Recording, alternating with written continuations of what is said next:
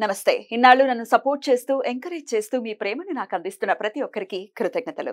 అలాగే ఈ వీడియో కూడా ఖచ్చితంగా మీకు ఉపయోగపడుతుంది. లైక్, షేర్ అండ్ సబ్స్క్రైబ్ చేసి మీ సపోర్ట్‌ని నాకు అందించండి. అలాగే ఈ వీడియో పట్ల మీకున్న అభిప్రాయాన్ని కామెంట్ సెక్షన్‌లో కామెంట్ చేసి తెలియజేయండి. ఇప్పుడు వీడియోని చూద్దాం. నమస్కారం. శుభోదయం కార్యక్రమానికి స్వాగతం. ఈరోజు 11వ తారీఖు జూలై నెల 2024వ సంవత్సరం గురువారం.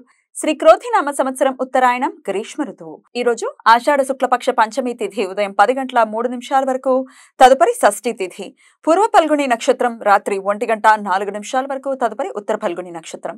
వరియన యోగం రాత్రి తెల్లవారుజామున 4:09 వరకు, తదుపరి పరిఘ యోగం. బాలవకరణం ఉదయం 10:03 వరకు, కౌలవకరణం రాత్రి 11:16 వరకు, తదుపరి తైతుల కరణం ఉంటాయి. నక్షత్ర వర్జం రాత్రి 9:11 నుండి 11 వరకు.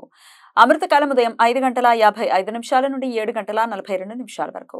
హైదరాబాద్ ప్రాంతం వారికి సూర్యోదయం ఉదయం 5:49 సూర్యాస్తమయం సాయంత్రం 6:55 చంద్రోదయం ఉదయం 10:15 చంద్రాస్తమయం రాత్రి 10:45 అభిజిత్ ముహూర్తం పగలు 11:56 నుండి మధ్యాహ్నం 12:48 వరకు. దుర్ముహూర్తం ఉదయం 10:11 నుండి 11:03 వరకు. మరలా మధ్యాహ్నం 3:25 నుండి సాయంత్రం 4:17 వరకు. రాహుకాలం మధ్యాహ్నం 2 గంటల నుండి 3:38 వరకు. గుళిక కాలం ఉదయం 9:05 నుండి 10:43 వరకు. యమగండం ఉదయం 5:49 నుండి 7:27 వరకు.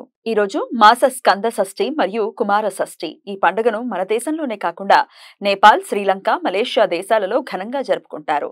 సుబ్రహ్మణ్యేశ్వర స్వామిని కుమారస్వామి అని, కార్తికేయుడు అని, మురుగన్ అని పలు పేర్లతో పిలుస్తారు.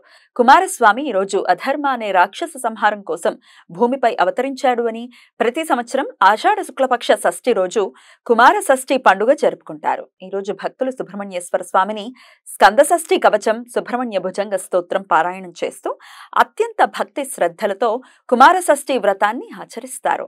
ఈ సమాచారాన్ని మనకందించిన వారు మేడికొండూరు విశ్వనాథ్ ప్రసాద్ గారు. ఆయనకు కృతజ్ఞతని తెలియజేస్తూ సుబ్రహ్మణ్యేశ్వర స్వామి స్మరణతో సమస్త సన్మంగళాని భవంతు. నమస్కారం.